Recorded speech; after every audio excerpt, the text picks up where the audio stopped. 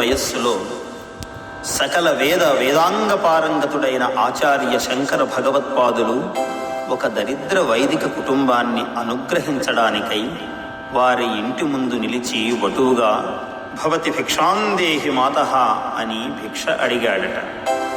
ఇంటిలో అన్నీ నిండుకొన్నదై పాపం ఆ ఇల్లాలు పెరటిలోని ఉసిరిక చెట్టు వైపు చూచిందట. ఉన్న ఒకే ఒక్క ఉసిరిక కాయను శంకరుల భిక్షాపాత్రలో వేసిందట. ఆదిశంకరులు తన్మయులై ఆద్యాది శ్రీ మహాలక్ష్మీదేవిని ఈ కనకధారాస్తవంతో ఆశువుగా స్తుతించారట. అంతే, బంగారు ఉసిరిక కాయలు ఇంటి నిండా ప్రవహించాయి. కనకధార ధారాపాతంగా ధారాళంగా వర్షించింది. ఇది విన్నందుకు మీ ఇంట కూడా కనకధారా ప్రవాహము కురియుగాక.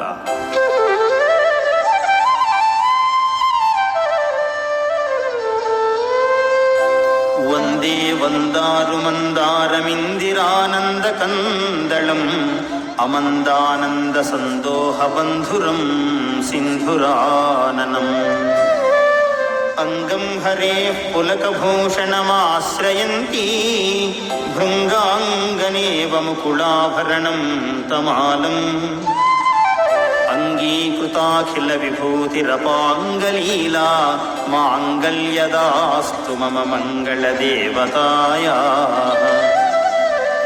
ముగ్ధాముహుర్విదధతి వదనే మురారేః ప్రేమత్రపా ప్రణిహితాని గతాగతాని.